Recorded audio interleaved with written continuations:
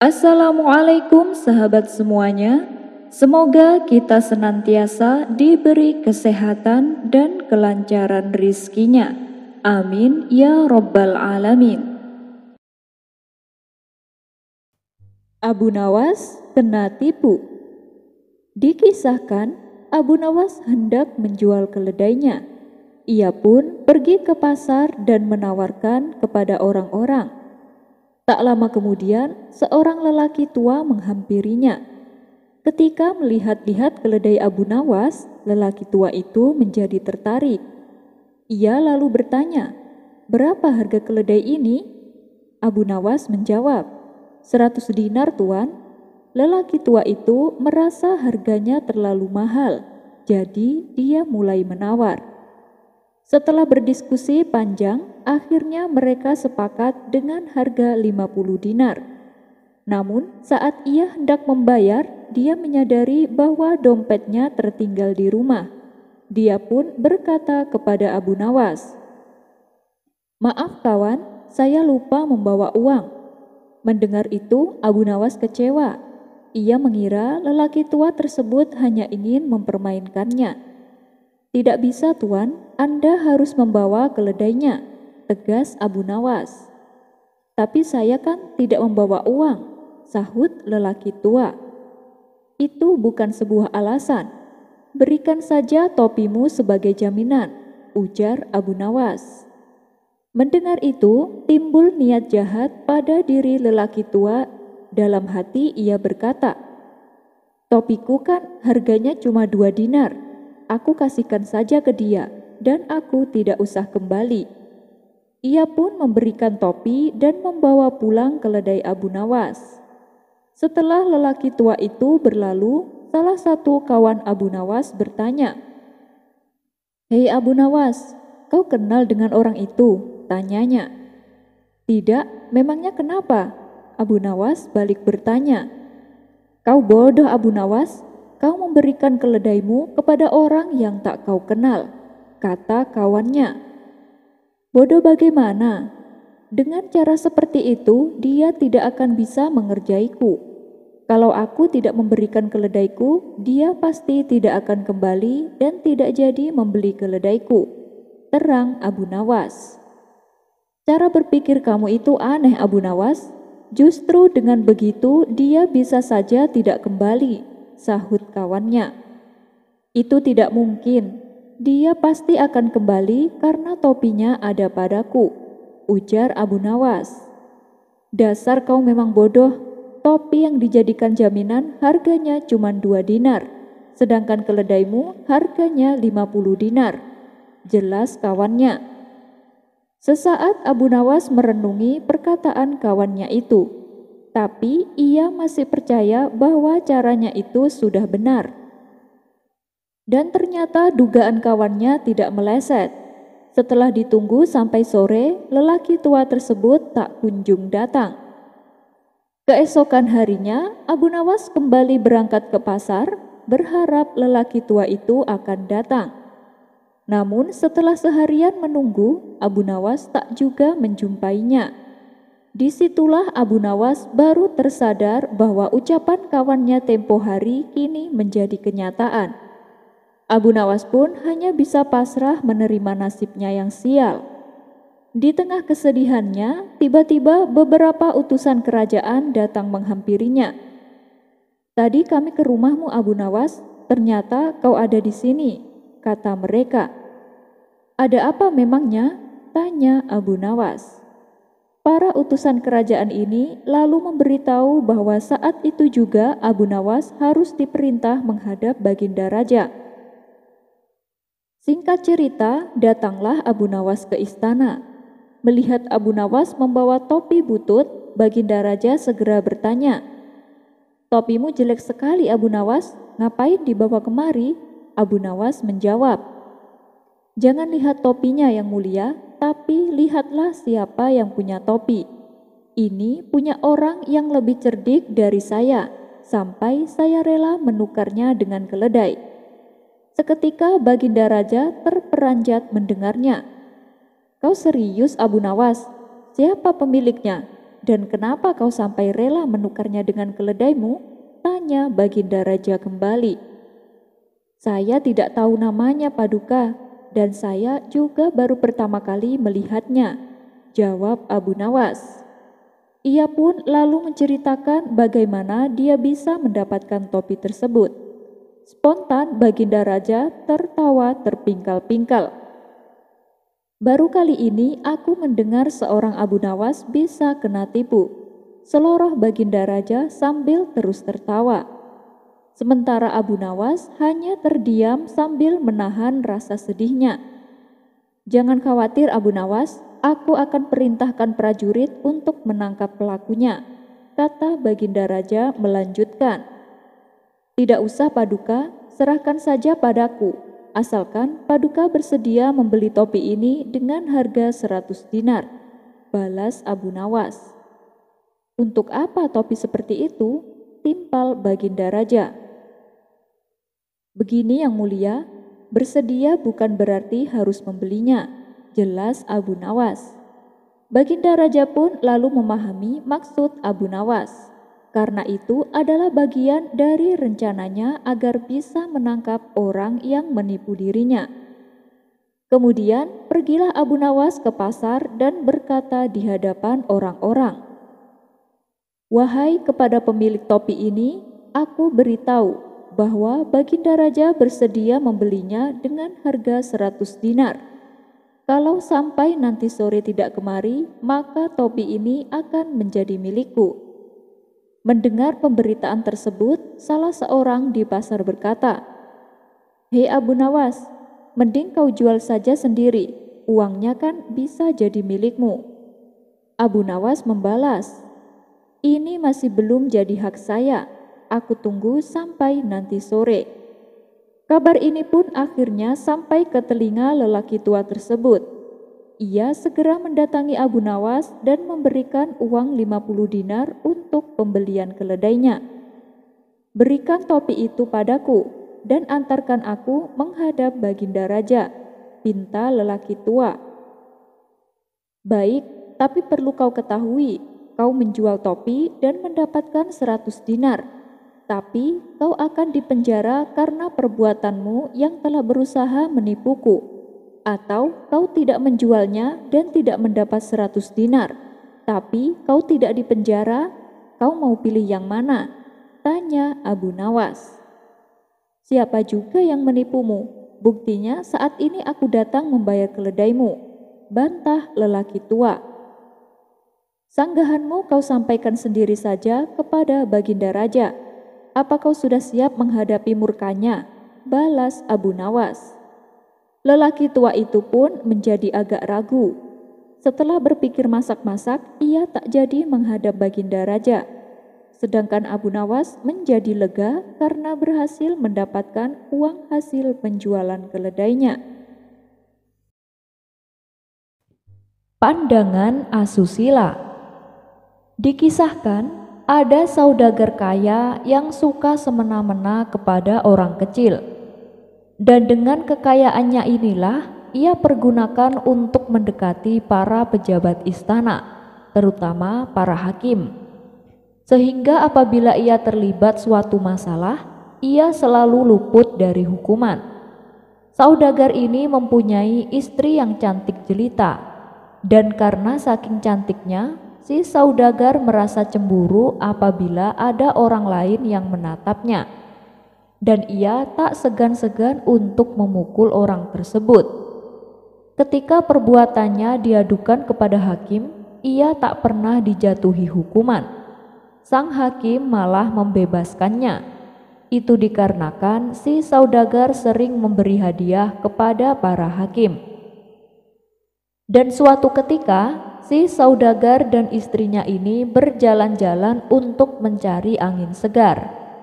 Tanpa sengaja, rok sang istri tersingkap oleh tiupan angin, yang membuat aurat paha sang istri menjadi kelihatan untuk beberapa saat.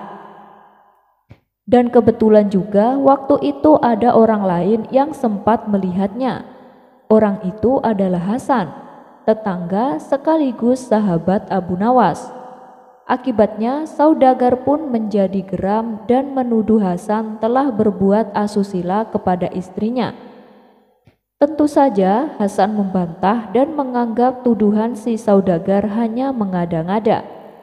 Keduanya pun terlibat cekcok yang membuat perhatian warga. "Ya sudah, kita ke rumah Tuan Hakim saja. Biar dia yang menentukan hukuman apa yang pantas untukmu," ancam saudagar kaya. Sesampainya di rumah Tuan Hakim, si saudagar mengadukan permasalahannya. "Tuan Hakim, saya ingin supaya orang ini dihukum seberat-beratnya," kata si saudagar. Tapi kali ini Tuan Hakim tak berani berpihak kepada si saudagar seperti yang sudah-sudah. Karena orang yang dituduhkan si saudagar adalah Hasan, sahabat akrabnya Abu Nawas. Kalau sampai Hasan dihukum, tentu Abu Nawas tak akan tinggal diam. Apalagi posisi Hasan memang tak salah, dan itu justru akan membuat si hakim bisa dipecat dari jabatannya. Karena Abu Nawas adalah orang kepercayaan Baginda Raja. Lebih baik masalah ini diselesaikan secara kekeluargaan saja, tutur Tuan Hakim. Si saudagar terkejut mendengarnya. "Kenapa dia tak membelaku?" batin si saudagar. "Tapi Tuan Hakim, dia telah berbuat salah. Aku tak mau damai. Pokoknya dia harus dihukum," protes saudagar. "Baik, kalau kamu masih ingin kasusmu ini berlanjut, silakan datang ke istana dan adukan langsung kepada Baginda Raja," saran Tuan Hakim. Ternyata saran tersebut dilakukan oleh si saudagar. Maka pergilah ia bersama Hasan menuju istana. Setelah menghadap Baginda Raja, si saudagar mengadukan masalahnya dan menuntut Hasan supaya dihukum. Abu Nawas yang juga sedang berada di istana dimintai pendapatnya oleh Baginda Raja. "Bagaimana menurutmu Abu Nawas? Silahkan tangani kasus ini dan berikanlah keputusan yang adil," perintah Baginda Raja. "Siap Paduka Yang Mulia," jawab Abu Nawas. Lalu Abu Nawas berkata kepada si saudagar, "Jadi kau anggap Hasan telah berbuat asusila terhadap istrimu, meskipun dia melihatnya secara tidak sengaja?" tanya Abu Nawas. "Iya benar, dan aku ingin Hasan dihukum," timpal si saudagar. "Baiklah, walaupun Hasan itu sahabatku, tapi aku akan berbuat adil menangani kasus ini. Hei Hasan, karena kau telah berbuat asusila, maka kau harus menjalani hukuman. Ayo ikut aku ke dalam penjara," kata Abu Nawas. Hasan pun kaget dan tak percaya. Kenapa Abu Nawas malah membela si saudagar, padahal tuduhan tersebut tidak benar adanya. Sementara si saudagar tertawa girang melihat Hasan akan dipenjara. Tapi ketika Hasan akan memasuki ruangan penjara, tiba-tiba Abu Nawas menghentikannya. "Tunggu Hasan, apakah kau sudah melihat penjara itu?" tanya Abu Nawas. "Sudah, aku sudah melihat," jawab Hasan. "Nah, berarti kau sudah menjalani hukumanmu.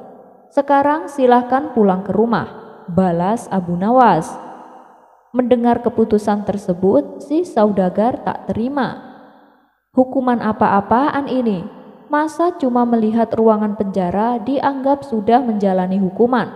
protes saudagar kaya.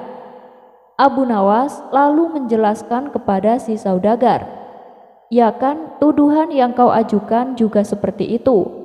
Kamu anggap Hasan telah berbuat asusila hanya karena melihat aurat paha istrimu kan? Kalau begitu, dia juga sudah dianggap menjalani hukuman cukup dengan melihat ruangan penjara," jelas Abu Nawas.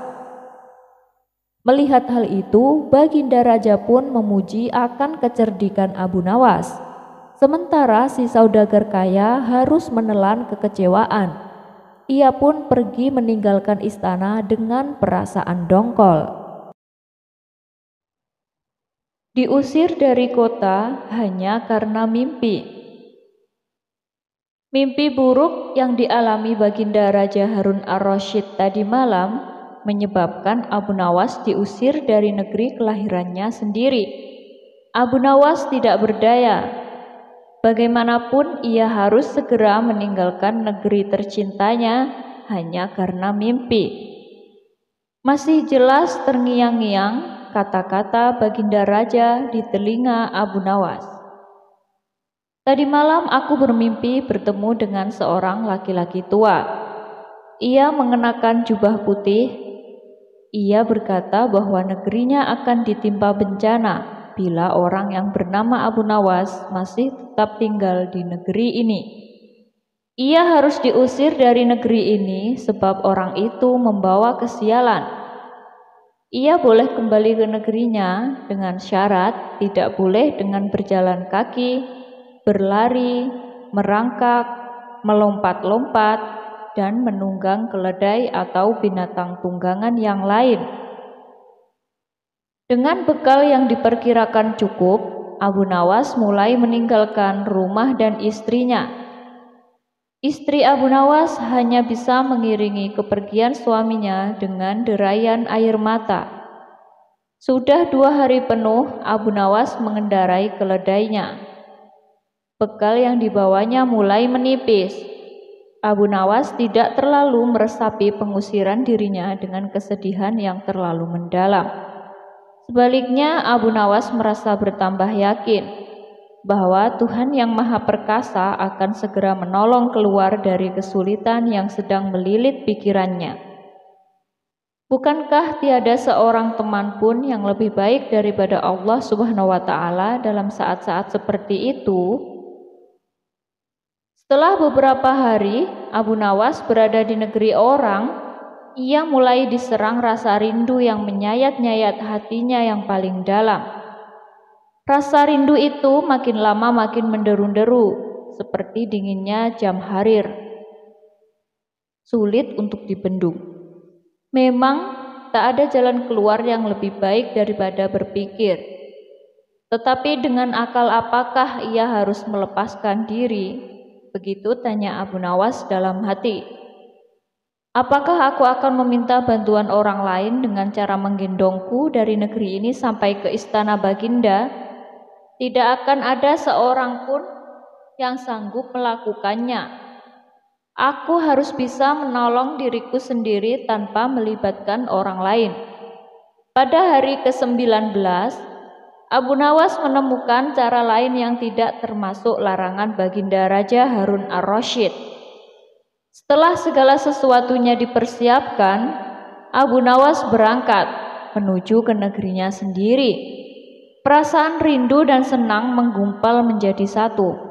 Kerinduan yang selama ini ia melecut-lecut semakin menggila karena Abu Nawas tahu sudah semakin dekat dengan kampung halaman. Mengetahui Abu Nawas bisa pulang kembali, penduduk negeri gembira. Desas-desus tentang kembalinya Abu Nawas segera menyebar secepat bau semerbak bunga yang menyerbu hidung. Kabar kepulangan Abu Nawas juga sampai ke telinga Baginda Harun ar-Rasyid. Baginda juga merasa gembira mendengar berita itu, tetapi dengan alasan yang sama sekali berbeda.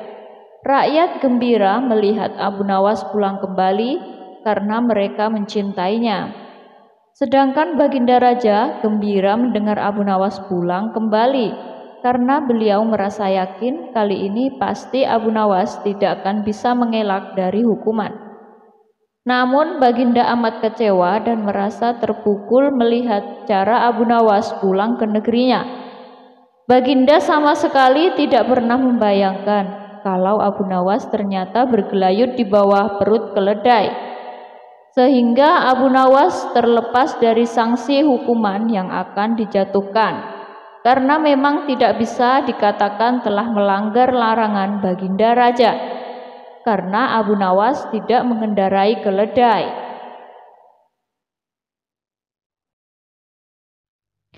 Upaya Abu Nawas ingin menjadi pedagang garam.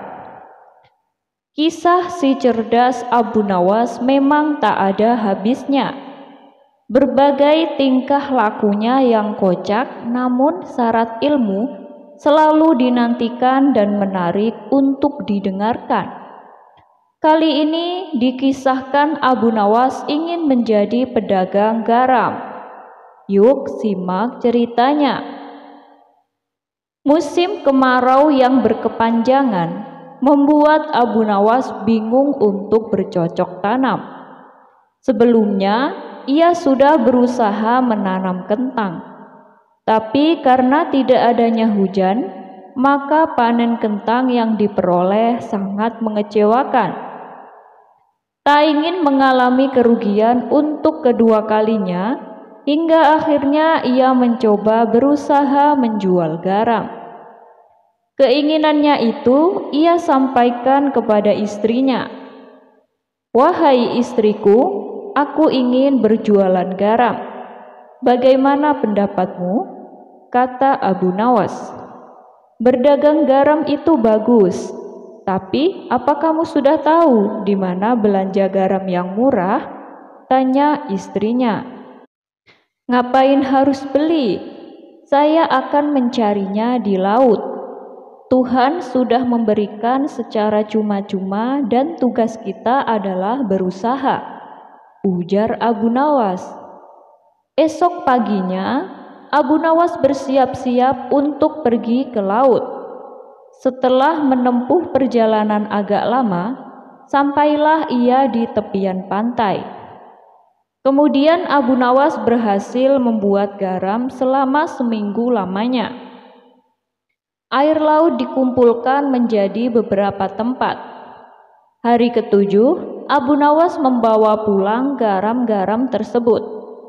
Namun saat perjalanan pulang, ia melewati sungai dan akhirnya berhenti untuk beristirahat. Abu Nawas meletakkan sekarung garam pada tumbuhan kayu. Ia segera mandi lalu memakan buah-buahan di hutan. Abu Nawas pun merasa sangat kenyang, lalu akhirnya rasa kantuk pun mulai menghampirinya. "Bila aku tertidur, nanti garamku bisa dicuri orang. Lebih baik garam ini aku sembunyikan saja dulu," pikir Abu Nawas.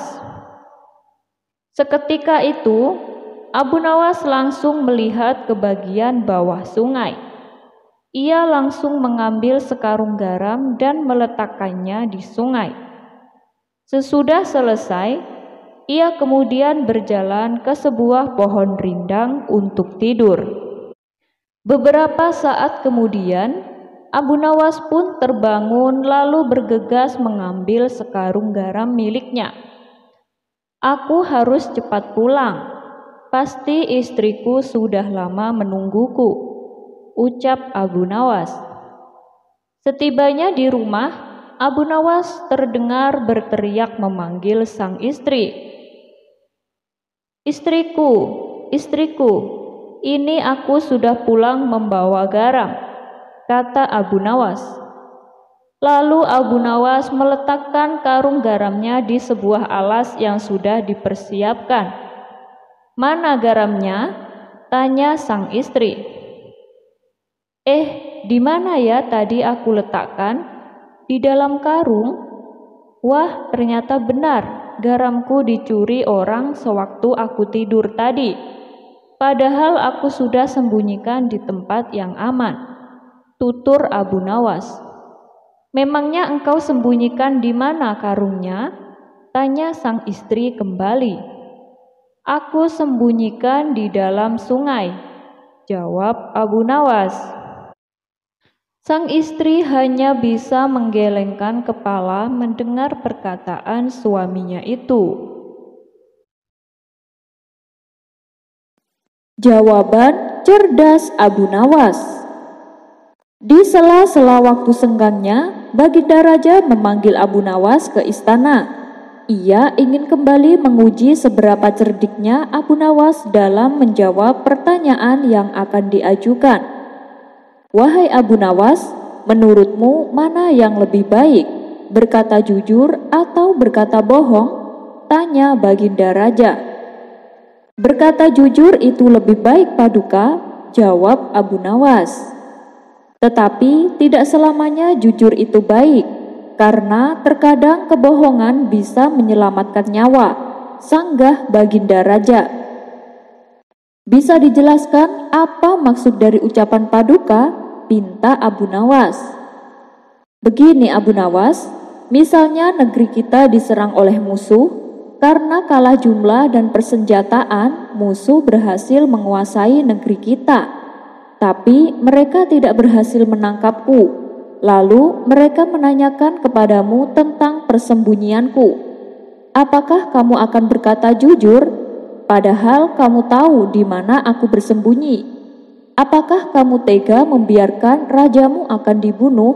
Tanya Baginda Raja.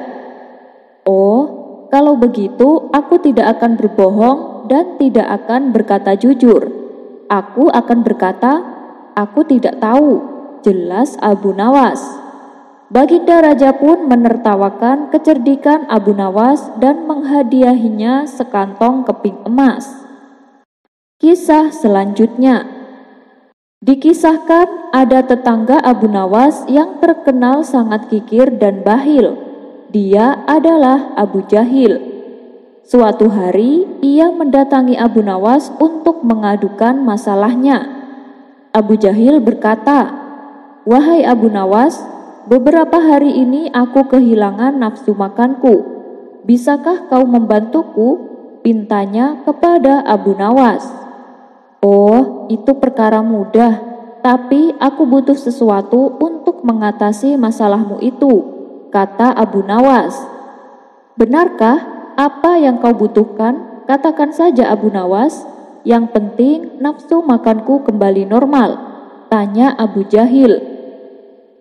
"Bawalah roti yang paling enak yang kau simpan di rumahmu," perintah Abu Nawas.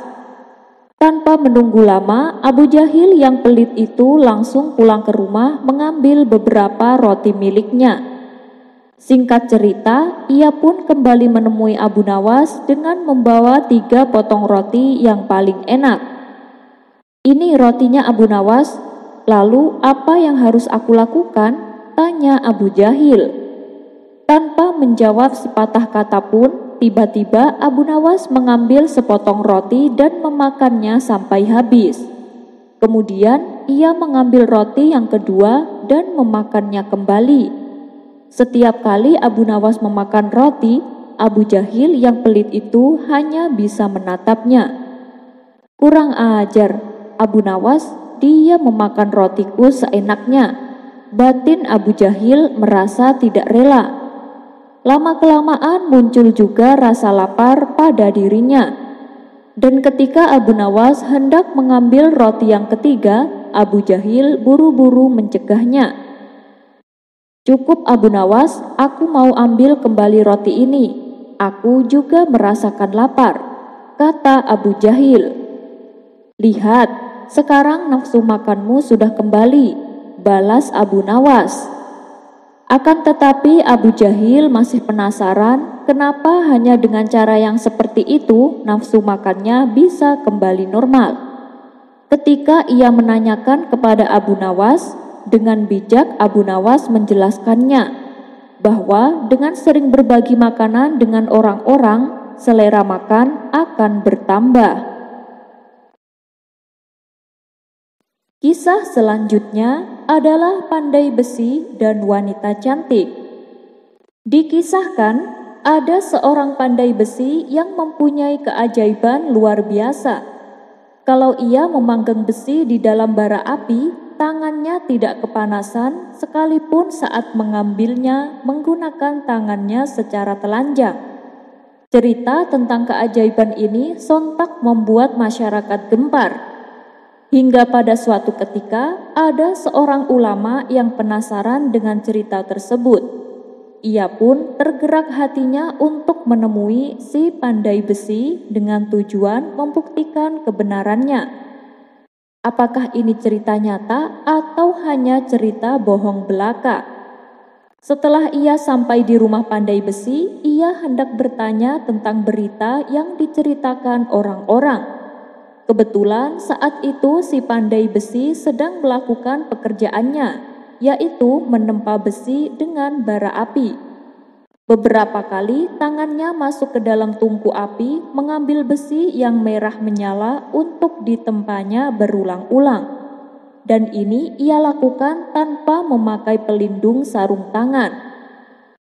Begitu sang ulama menyaksikan sendiri, ia pun berdecak penuh kekaguman dan terbesit niat di hati untuk mencari tahu amalan apa yang membuatnya begitu luar biasa.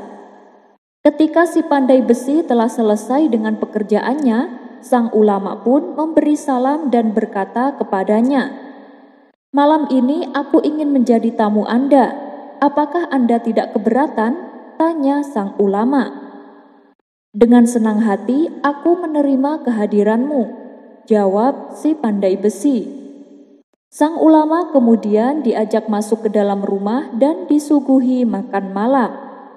Setelah selesai makan, sang ulama pun dipersilakan untuk istirahat. Disinilah ia mulai mengamati ibadah apa yang dilakukan oleh si pandai besi. Akan tetapi, hingga waktu menjelang tidur, ia tidak menjumpai suatu kelebihan. Si pandai besi hanya melakukan sholat fardu tanpa melakukan ibadah lain yang bersifat khusus, seperti berzikir sampai tengah malam ataupun sholat sunnah dengan jumlah rokaat yang banyak. Mungkin malam ini ia sengaja merahasiakan ibadahnya, pikir sang ulama. Besok malamnya, ia kembali meminta untuk diizinkan menginap di rumahnya. Di malam yang kedua, sang ulama sengaja tidak tidur. Ia terus mengawasi gerak-gerik si pandai besi hingga waktu menjelang subuh. Ternyata apa yang dilakukan oleh si pandai besi masih tetap sama. Ia hanya menjalankan sholat fardu dan kemudian tidur istirahat. Karena penasaran, pada keesokan harinya sang ulama berkata kepadanya, "Wahai Tuan, sudah sering kali aku mendengar betapa besar Allah memuliakan dirimu. Kebetulan aku sendiri juga menyaksikan keajaiban itu. Tetapi setelah beberapa malam aku perhatikan, aku tidak menjumpai kelebihan dalam ibadah fardu ataupun ibadah sunnahmu.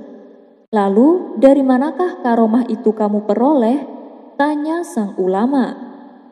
Si pandai besi menjawabnya, "Wahai saudaraku, sesungguhnya di balik keajaiban yang aku miliki ada kisah yang sangat menarik. Dulu aku mempunyai tetangga seorang perempuan yang sangat cantik jelita. Aku cinta sekali kepadanya. Setiap saat aku menggoda dan merayunya supaya dia mau memenuhi keinginanku. Namun usahaku untuk menundukkan dirinya selalu mengalami kegagalan, karena rupanya ia adalah perempuan alim dan ahli ibadah. Bulan demi bulan terus berganti hingga tibalah masa paceklik. Makanan sulit diperoleh, kelaparan merata di mana-mana. Dan suatu hari ketika aku sedang santai di rumah, tiba-tiba pintu rumahku diketuk seseorang. Aku keluar untuk melihat siapa yang datang. Ternyata perempuan yang cantik itu yang datang. Ia berdiri di depan pintu seraya berkata, "Tuan, aku sedang kelaparan. Berilah saya sedikit makanan." Aku pun membalasnya, "Apa kau tak merasa bahwa aku sangat mencintaimu? Aku tidak akan memberimu makanan kecuali kau bersedia tidur denganku." Kemudian si wanita kembali berkata, "Sesungguhnya aku sangat takut menghadapi bahaya dalam kematian. Aku telah berjanji untuk tidak bermaksiat kepada Allah." Ia pun lalu pergi meninggalkan rumahku. 2 hari kemudian ia datang lagi. Ia meminta makanan seperti yang dikatakan tempo hari. Aku juga memberi jawaban seperti jawabanku yang kemarin. Saat itu tubuhnya kelihatan sangat kusut dan rusak. Ia masuk dan duduk di dalam rumah dan aku menyodorkan makanan di depannya. Tiba-tiba air mata perempuan cantik itu terus mengalir seraya berkata, "Apakah makanan ini kau berikan semata-mata hanya karena Allah?" Aku menjawab, "Aku berikan makanan ini agar kamu bersedia tidur denganku." Mendengar apa yang aku katakan, ia bangkit dan meninggalkan makanan tersebut tanpa menjamahnya sedikit pun.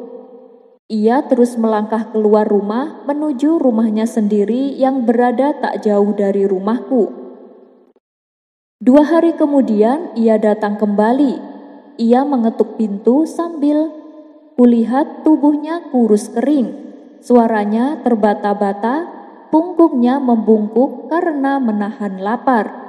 Kemudian ia berkata kepadaku, "Tuan, aku telah merasa kesulitan untuk mencari makanan dan aku tak sanggup lagi berjalan jauh untuk mencari makanan kecuali kepada Tuan.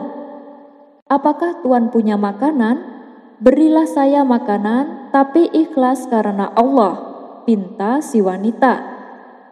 "Ya, tentu saja ada, tapi kalau kau bersedia tidur denganku," jawabku kepadanya. Ia kemudian menundukkan wajahnya beberapa saat. Lalu ia pun masuk ke dalam rumahku dan duduk di kursi. Padahal saat itu aku benar-benar tidak mempunyai makanan. Maka aku segera menghidupkan api untuk memasak makanan untuknya. Setelah masak dan meletakkan makanan di depannya, si wanita tak menyentuhnya sama sekali. Tiba-tiba aku tersadar dan memperoleh hidayah Allah. Dalam hati aku berkata, "Betapa bejatnya diriku ini. Sesungguhnya perempuan ini termasuk orang yang solehah. Dia sangat taat terhadap agamanya. Ia sudah berulang kali merasakan betapa pedihnya kelaparan. Tetapi kamu tidak bisa menahan nafsu bejatmu. Padahal ia dapat mencegah kemaksiatan.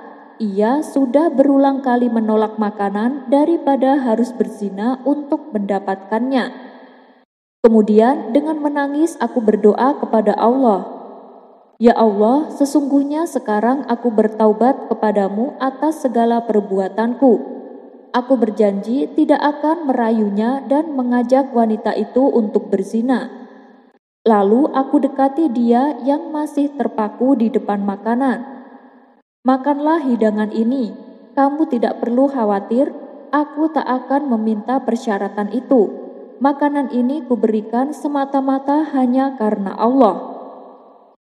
Begitu mendengar ucapanku itu, ia mengangkat wajahnya ke langit seraya berdoa, "Ya Allah, jika ucapannya itu benar, hindarkanlah dirinya dari api dunia dan api akhirat." Lalu perempuan cantik itu aku biarkan menyantap makanan. Aku sendiri berkemas dari hadapannya dan memadamkan api yang telah kugunakan untuk memasak. Tanpa sengaja sebuah bara api jatuh mengenai kakiku. Ternyata kakiku tidak melepuh, bahkan aku tak merasakan sakit sama sekali. Aku pun segera menghampiri wanita itu. "Berbahagialah engkau karena sesungguhnya Allah telah mengabulkan doamu." Begitu mendengar perkataanku, lalu ia buang sesuap makanan yang masih ada di tangannya. Ia langsung bersujud syukur seraya berkata, "Ya Allah, sesungguhnya Engkau telah melihatkan kepadaku apa yang kuhendaki terhadap lelaki ini, maka cabutlah nyawaku sekarang juga." Selesai berkata demikian, wanita cantik itu meninggal masih dalam keadaan bersujud.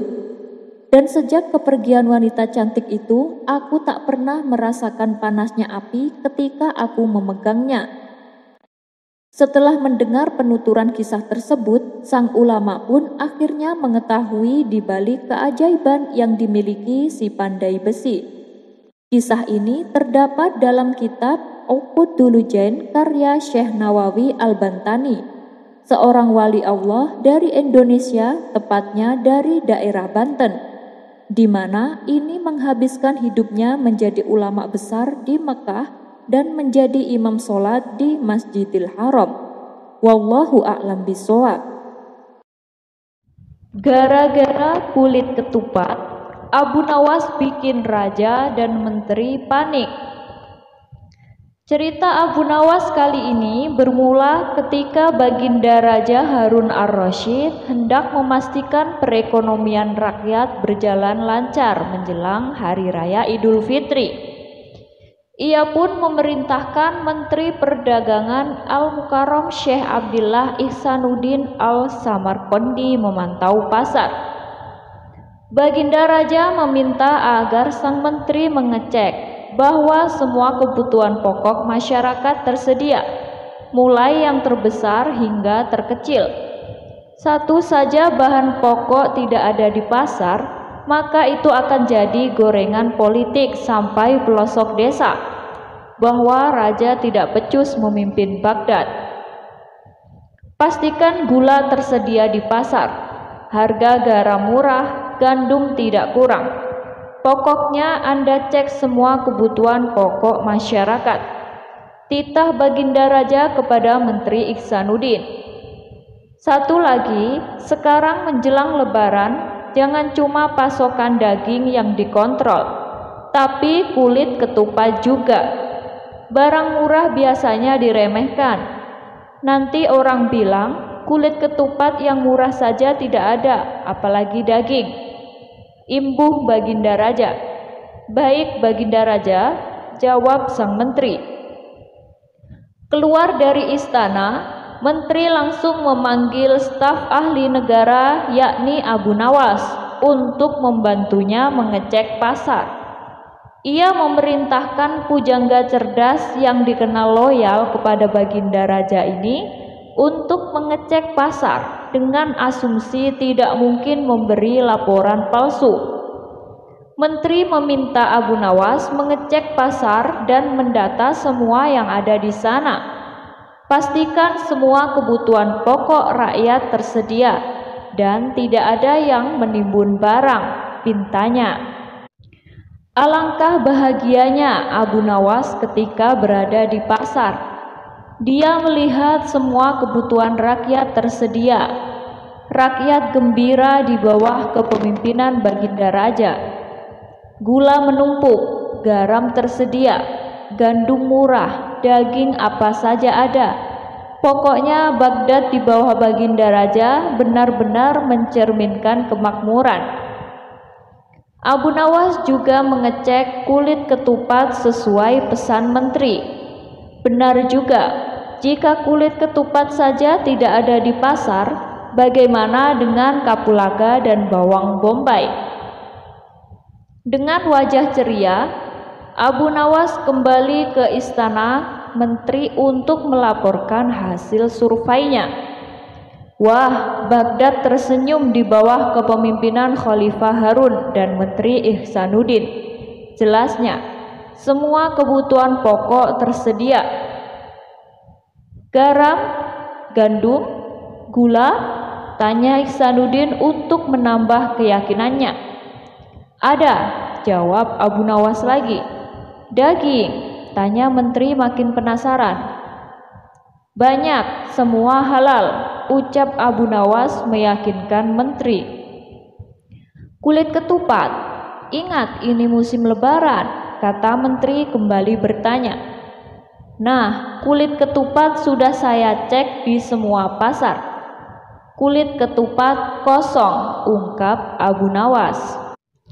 Mendengar jawaban Abu Nawas, Menteri Ihsanuddin kaget luar biasa. Tanpa bertanya lagi, dia bergegas menuju istana dan menyampaikan laporannya agar Baginda Raja senang. Baginda, ada kabar baik, ada kabar buruk. Baginda mau dengar yang mana dulu? Ucap menteri. Apa kabar baiknya? Tanya Baginda Raja. Semua kebutuhan pokok tersedia di pasar, jawab menteri. Kabar buruknya? Tanya lagi Baginda Raja dengan penuh rasa penasaran. Kabar buruknya hanya kulit ketupat yang tidak ada di pasar. Entah hilang dari pasaran atau ada yang menimbun, kata menteri yakin. Mendengar jawaban menterinya, Baginda Raja mengerahkan serdadunya untuk menebang pelepah kurma sebanyak mungkin, lalu membuat kulit ketupat ramai-ramai. Ia ingin membanjiri pasar dengan kulit ketupat, agar para penimbun kulit ketupat kecele dan rugi besar. Tapi Baginda Raja tidak puas. Dia langsung terjun ke pasar hari itu juga mengecek kebutuhan pokok. Betapa kaget Raja, karena di pasar ternyata banyak orang menjual kulit ketupat. Bagaimana ini Pak Menteri? Di pasar ternyata banyak kulit ketupat dijual, tanya Baginda Raja keheranan. Menteri Ihsanuddin juga kaget. Tapi tadi kata Abu Nawas di semua pasar kulit ketupat hilang, tidak ada di pasaran. Jelasnya terbata-bata. Dia lalu berteriak memanggil Abu Nawas. Abu Nawas, tadi kamu bilang kulit ketupat tidak ada, hilang dari pasaran. Bagaimana ini kok ternyata banyak? Tanya menteri dengan nada emosi.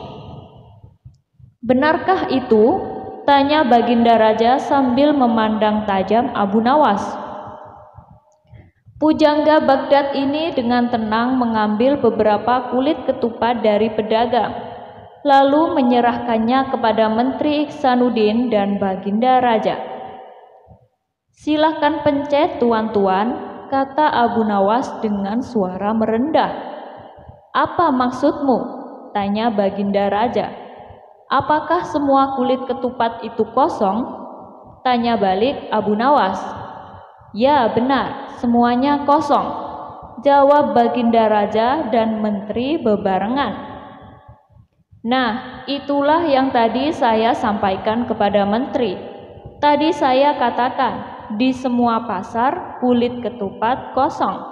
Lalu salah saya di mana? Tegas Abu Nawas menjelaskan. Abu Nawas, teriak Menteri Ihsanuddin. Memasukkan unta ke lubang jarum. Singkat cerita, pada saat itu Baginda Raja sedang termenung karena adanya masalah, sampai membuatnya kesulitan untuk tidur. Beberapa menteri istana segera mendatangi rumah Abu Nawas untuk memintanya menghibur Baginda Raja.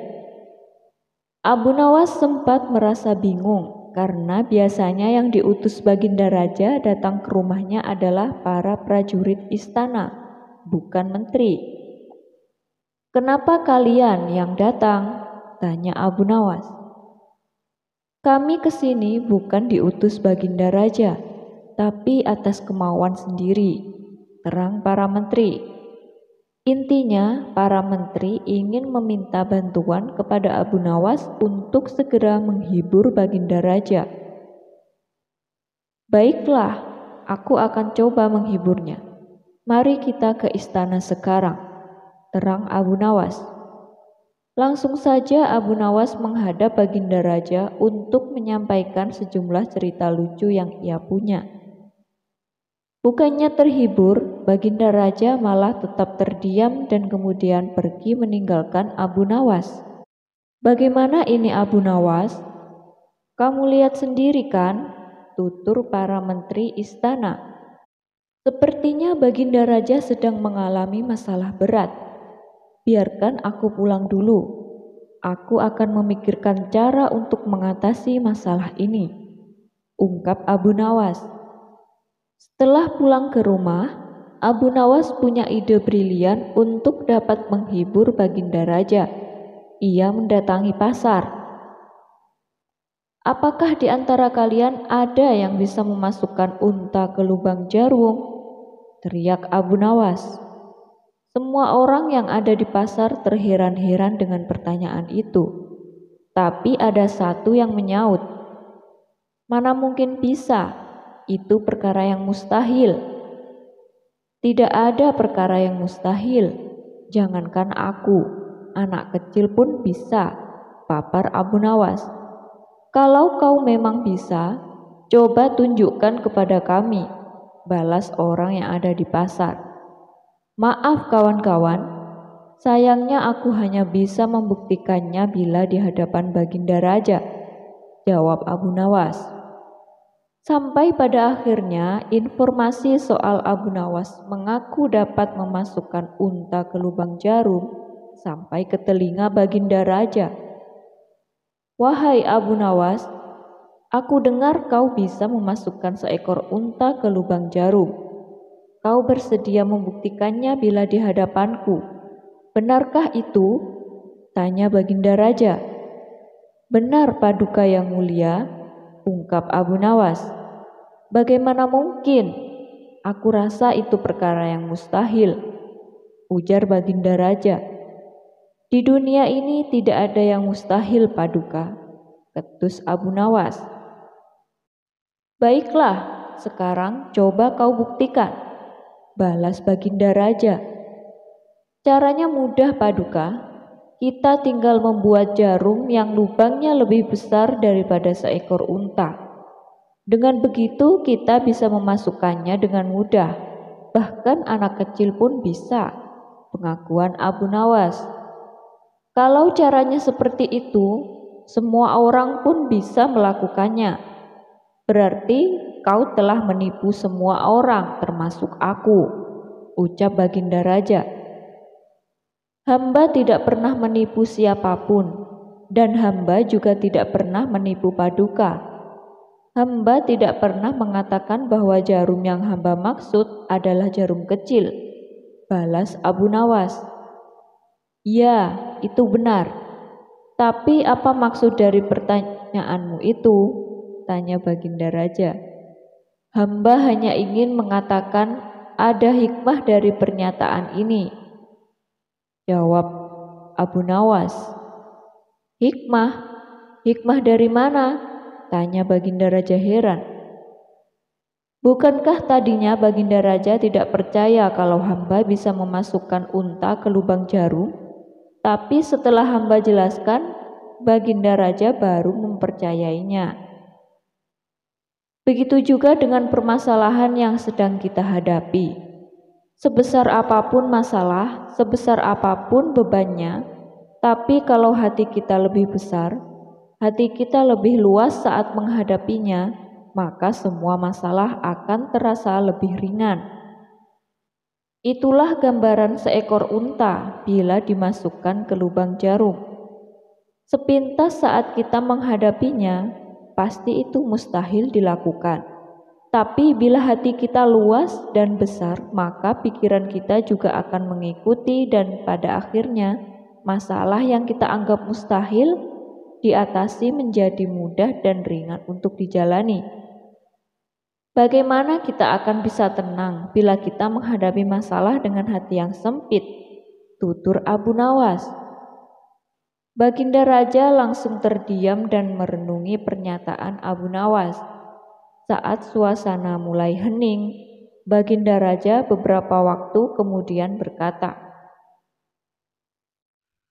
Terima kasih Abu Nawas, kau telah menyadarkanku. Selama ini aku memang sedang dilanda masalah dan hatiku sempit menghadapinya, sehingga pikiranku juga ikut menjadi buntu, ujar Baginda Raja. Dari pernyataan Abu Nawas itu, Baginda Raja mulai ceria kembali karena ia sadar segala permasalahan harus dihadapi dengan hati yang besar, sehingga mendapat solusi dari pemikiran yang jernih. Menjahit lumpang batu. Sosok Abu Nawas dikenal sebagai sufi yang sangat cerdik. Kerap kali tingkahnya membuat sang raja tertawa terpingkal-pingkal. Abu Nawas memang sering ditantang oleh sang raja untuk melakukan hal yang sangat sulit. Namun, karena kecerdikannya, Abu Nawas selalu berhasil menjawab tantangan sang raja itu. Hingga pada suatu hari, nampaknya Baginda Raja masih saja mencari cara agar dapat mengalahkan Abu Nawas. Kali ini Baginda Raja benar-benar ingin menghukum Abu Nawas. Karena memang akhir-akhir ini Abu Nawas sering membuat malu Baginda Raja, bahkan di hadapan rakyatnya sendiri. Siasat apa ya supaya Abu Nawas bisa terjebak? Pikir Baginda Raja dalam hati. Untuk beberapa lama Baginda Raja masih belum menemukan caranya. Hingga akhirnya ia pun terpaksa meminta bantuan dari para menteri-menterinya. Akan tetapi, dari sekian banyak usulan para menterinya itu, tidak ada satupun yang menurut Baginda Raja berbobot. Tipuan yang kalian usulkan sangat mudah dipecahkan. Jangankan Abu Nawas, aku sendiri bisa dengan mudah menebaknya. Ujar Baginda Raja merasa tak puas. Ampun Paduka yang mulia, bukankah Paduka mempunyai lumpang batu yang retak? Suruh saja Abu Nawas menjahitnya, kata salah satu menteri itu. Mendengar salah satu usulan menterinya itu, Baginda Raja langsung kegirangan. Usulanmu bagus juga, aku setuju dengan ide kamu. Nah, sekarang cepat panggil Abu Nawas kemari, perintah Baginda Raja. Singkat cerita, datanglah Abu Nawas menghadap Baginda Raja memenuhi panggilannya. Ampun beribu ampun Paduka yang mulia, ada gerangan apa Paduka memanggil hamba? Tanya Abu Nawas. Saya ada tugas baru untukmu Abu Nawas, jawab Baginda Raja. Kalau boleh tahu, tugas apakah itu wahai Paduka yang mulia? Tanya Abu Nawas kembali.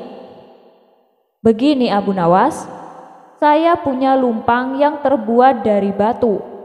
Tapi sayang, lumpang tersebut kini retak dan terbelah menjadi dua. Nah, saya ingin kamu menjahit lumpang batu itu agar menyatu kembali, tutur Baginda Raja. Mendengar perintah Baginda Raja itu, sontak saja tubuh Abu Nawas mendadak berkeringat. Wajahnya pun langsung berubah menjadi pucat. Jebakan apa lagi ini? Mana ada batu bisa dijahit? Gerutu Abu Nawas dalam hati. Hei Abu Nawas, kamu kok malah bengong?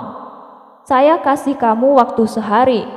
Kalau kamu tidak bisa, maka kamu akan mendapatkan hukuman, gertak Baginda Raja. Sekarang kamu pulang dan bawa lumpang batu yang retak ini, kata Baginda Raja. Setelah itu, Abu Nawas pun pamit untuk kembali ke rumahnya. Setibanya di rumah, Abu Nawas langsung pergi mengumpulkan batu-batu kecil yang serupa dengan lumpang batu tersebut. Dan keesokan harinya, Abu Nawas pergi menuju istana dengan membawa batu-batu kecil dan lumpang batu milik Baginda Raja. Setelah sampai di kerajaan, Baginda langsung bertanya kepada Abu Nawas. Wahai Abu Nawas, apakah lumpang batunya sudah dijahit? Tanya Baginda Raja. Mohon ampun Paduka yang mulia, saya sudah mengumpulkan batu-batu kecil yang sama persis jenisnya dengan lumpang batu milik Paduka. Dan saya minta tolong kepada Paduka untuk memilih serat dari batu-batu kecil yang saya kumpulkan. Setelah itu, saya akan jahit lumpang batu milik Baginda, jawab Abu Nawas. Apa-apaan engkau ini? Siapa juga yang dapat membuat batu sekecil itu menjadi benang? Bentak Baginda Raja. Ampun Paduka, tapi lumpang batu milik Paduka tidak bisa dijahit pakai benang biasa. Lumpang batu itu harus dijahit dengan benang yang terbuat dari batu juga Paduka, ujar Abu Nawas. Mendengar penjelasan Abu Nawas itu, Baginda Raja pun tak bisa berbuat apa-apa. "Kamu memang cerdik, Abu Nawas," batin Baginda Raja dalam hati. Dengan terpaksa, Baginda Raja kembali membebaskan Abu Nawas. Abu Nawas pun lolos dari hukuman, meskipun dia tidak menyelesaikan tugas mustahil yang diberikan oleh Baginda Raja.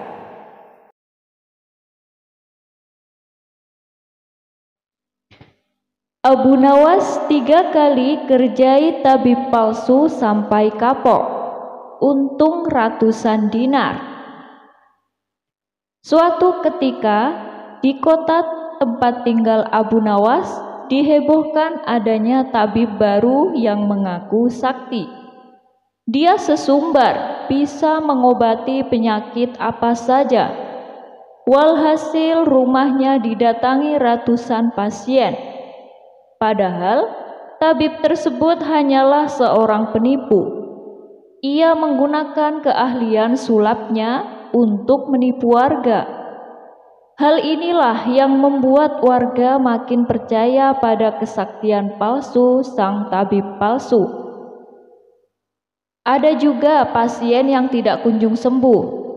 Namun karena rayuan manis sang tabib palsu, ia selalu menuruti perkataannya agar kembali berobat.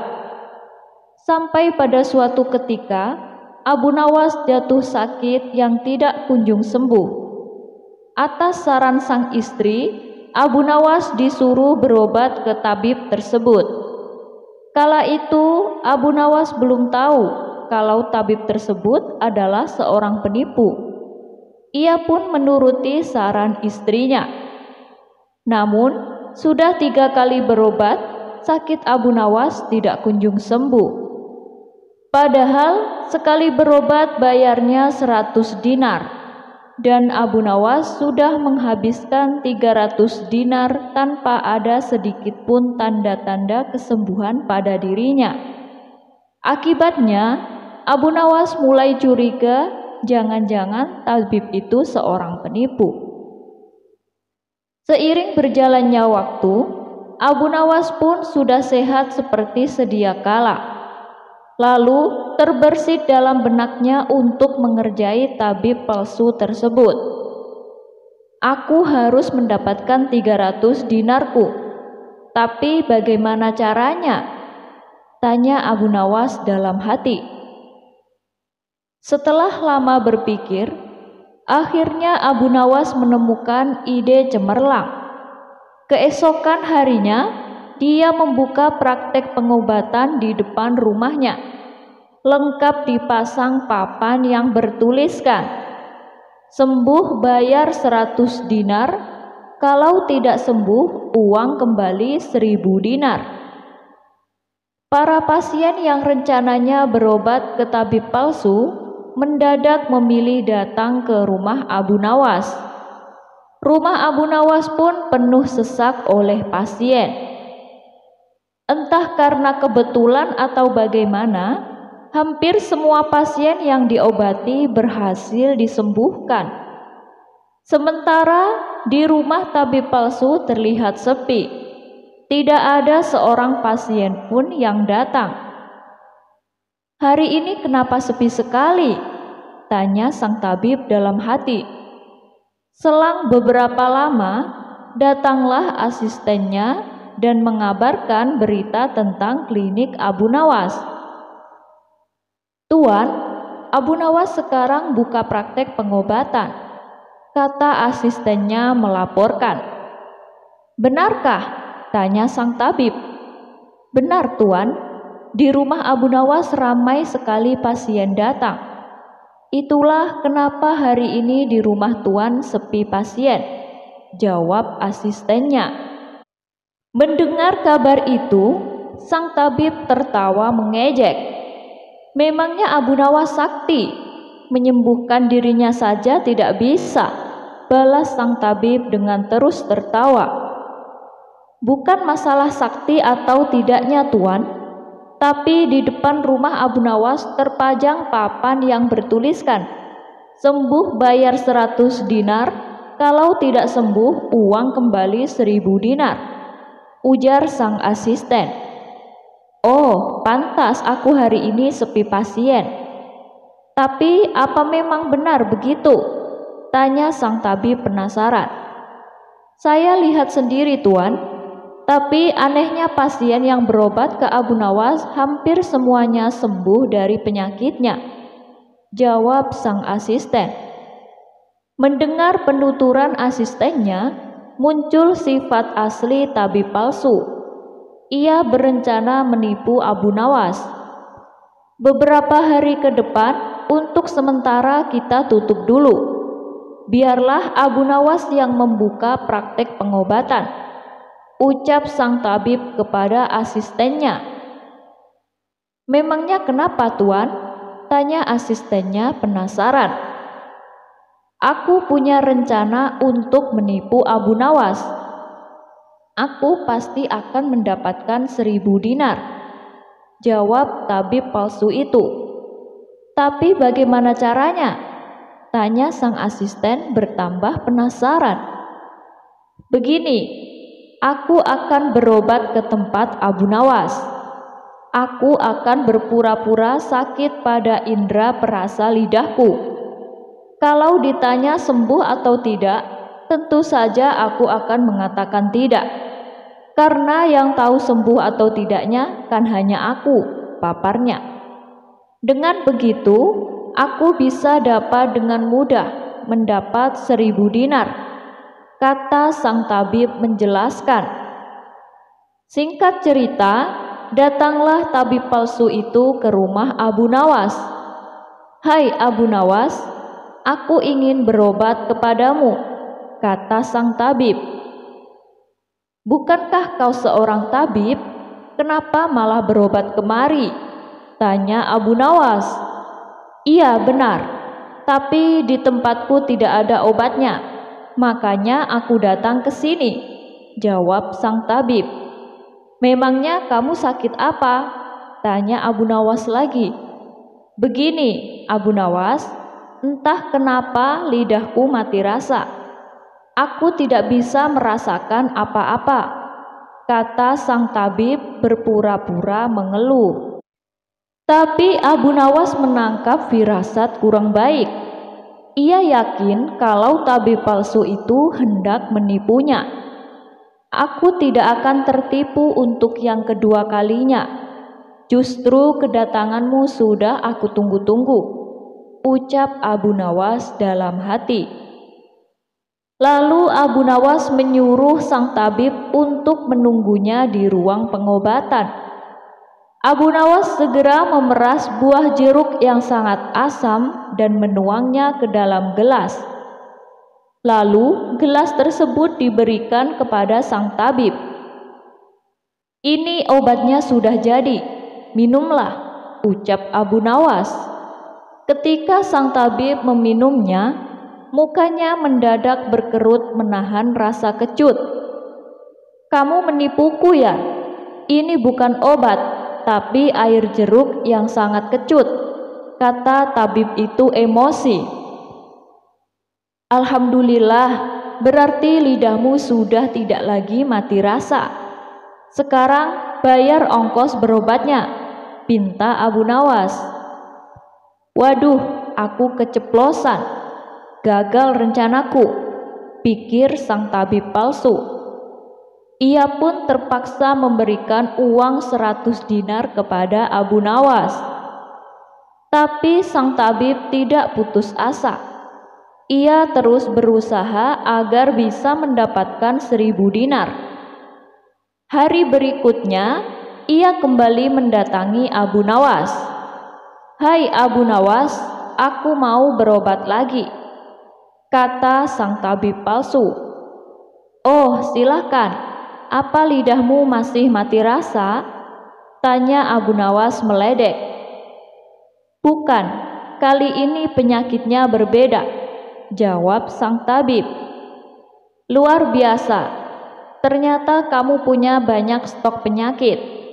Kali ini apa penyakitnya? Tanya Abu Nawas lagi.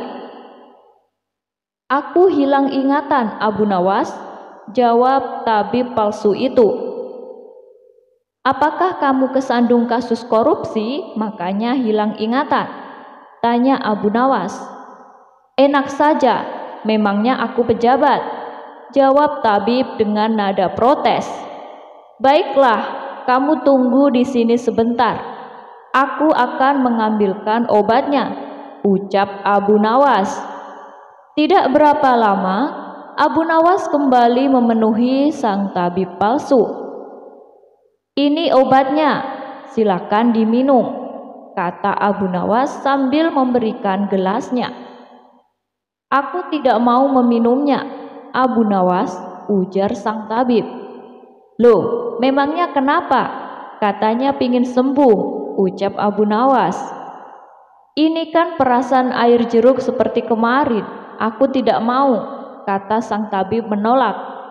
Alhamdulillah, tanpa meminumnya pun kamu sudah sembuh. Sini, bayar 100 dinar, pinta Abu Nawas lagi. Sudah sembuh? Sudah sembuh apanya? Kamu jangan mengada-ngada Abu Nawas, protes sang tabib. Buktinya kamu masih ingat dengan obat yang kemarin aku berikan itu. Berarti sakit hilang ingatanmu sudah sembuh, jelas Abu Nawas. Untuk kedua kalinya, rencana sang tabib palsu mengalami kegagalan. Mau tidak mau, ia harus memberikan uang kepada Abu Nawas. Kurang ajar, ternyata Abu Nawas tidak sebodoh yang aku kira, pikir sang tabib.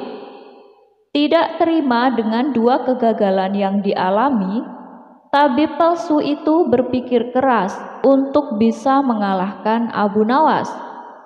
Setelah merenung agak lama, akhirnya ia mendapat ide.